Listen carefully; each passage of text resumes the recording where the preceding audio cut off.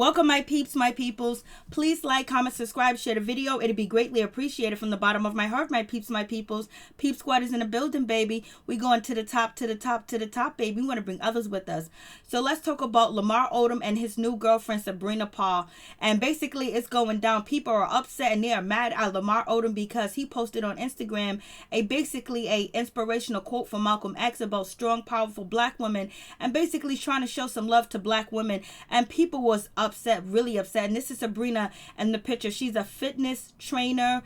She's a spiritual healer. She's a life coach too as well. And people are like, what's going on, Lamar Odom? But you don't like white women no more? Oh, now you're trying to throw shade at Khloe Kardashian. Why are you throwing shots at Khloe Kardashian? She's happy. And now you don't like Caucasian women. What are you doing? I find your quote, racist and all that other stuff. So Lamar Odom was out here basically swinging, trying to defend, his girlfriend and defend black women, saying basically he's awoke now, he's awake. He's posting Malcolm X quotes. He's talking about black royalty too as well. And it's actually changing. He's a different person now. And people was upset because he posted this quote. It's just like when you have got some coffee that's too black, which means it's too strong. I mean, black is strong and powerful. What do? You integrate it with some cream, basically making it light and making it weaker. But if you pour too much cream in it, you won't even know you ever had coffee. And basically he's saying if you go all the way, if you put too much cream in your coffee, basically it won't even taste like coffee. It'll taste like, something else. It won't taste like coffee's supposed to taste. Basically, that's what the quote is basically expressing, but also talking about when you lose yourself too as well, because you're trying to change to be someone different. And so he also said, it reads the quote, that's the quote basically, and it goes, it used to be hot, it becomes cool. It used to be strong, but it becomes weak. It used to wake you up, now it puts you to sleep. And so basically they're thinking that Lamar Odom is actually taking this quote that Malcolm X made and throwing it towards Khloe Kardashian and trying to put her down, that she made him weak, she put him to sleep and all this other stuff. And he's basically saying that's not true. That's not the case. And he had to come out here and defend himself. And then, he basically says he's so disappointed in people basically using his words and turning it against him, because he was just trying to give some support and some love to his queen and to black women, because black women have been oppressed so long. And now that he's awoke and he can see, he knows that black women are queens and they are royalty too as well. And he's trying to express that because a long time he was lost. He was out there in the streets. He was on drugs. He was messing with this woman, that woman, and the relationship between him and Khloe Kardashian was basically it was crazy. It wasn't a good relationship for either one of them. Lamar Odom cheated.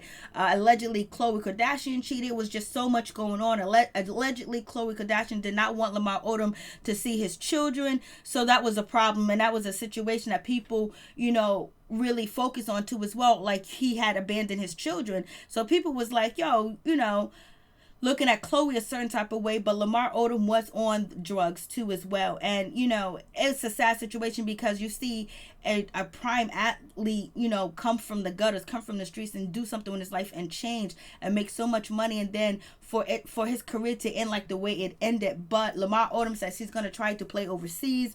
And as well, he was supposed to be playing with Ice Cube in that league. And Ice Cube basically threw Lamar Odom out the league or whatever, and he couldn't play with him. I was really disappointed for Lamar Odom, and I was like, damn, Cube, why you got to throw him out? Ain't you the boss? Ain't you in charge? So I really felt bad for Lamar Odom in that type of situation. But Lamar Odom was out here swinging, basically trying to tell people, I'm changed, I'm different. He's trying to do something new now. He still loves Khloe Kardashian as a friend and all this other stuff. But we know he was out here trying to get with her not too long ago. But it is what it is with Lamar Odom. You know how that situation goes down. And so, this is Lamar Odom's new girlfriend, Sabrina. Basically, they're in love and they're trying to do their thing. And they're posting and Lamar Odom posts are collecting attention, and people are feeling a certain way about his post, and they think that he's coming at Khloe Kardashian. Lamar Odom says that's not the case. He's not coming at her. He just wants to let black women know that they're important, they're queens, because for so long he hadn't.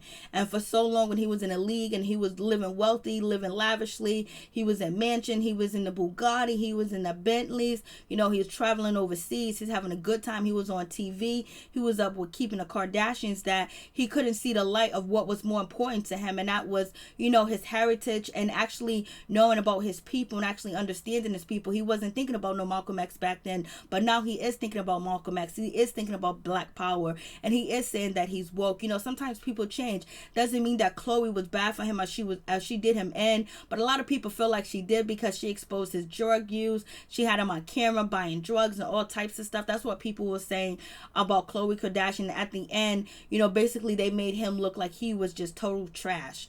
And it is what it is with that situation. That's what people allege. That's what people say. That's the stories that have been told. And a lot of other athletes that have dated the Kardashian has said, like, when you in the NBA and you're dating a Kardashian, or you in the NFL, like, it's when you're dating one of them, like, everything is based on that. Like, the fans, your coaches are on you. And, like, when you mess up on a game and there's a negative story about you, and the media coming from the Kardashians, or people defending them because you did something wrong that it really hurts your game. And, like, you are really, like, it's superstardom. Like, you're a super celebrity when you're with the Kardashians, where people are following you. People want to know everything about you.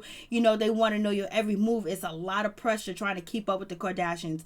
And that's what a lot of athletes said. And also, Lamar Odom has said that too as well. So that's the situation with Lamar Odom. Do I think...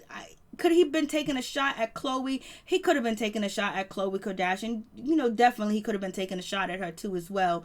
But he's also, if he is woke and if he is really trying to do something different and he loves his people and he wants to, publicize that on his platform, I think it's okay for him to do that. I think everybody can publicize and promote whatever they want on their platform. That's what he's trying to do, whether people feel like he's trying to get at Khloe Kardashian or not, whatever the case may be. But I think it's important I think it's a turning point for Lamar Odom as he is growing, as he's maturing. He's changing his image, because his image was a lost boy, a lost cause. And I think Lamar Odom has changed a lot, realizing that he could have lost his life when he was over there at the Bunny Ranch, and the Bunny Ranch devil, tried to kill him. And that's what Lamar Odom said, that they gave him that tea and he didn't know the tea was laced with all the stuff that it was laced with, and he was in a coma and he almost died. And I really was sad when I first heard the story about Lamar Odom being in a hospital and they think he's near death. He's in critical condition, he's on life support and things like that. And basically it's like an overdose.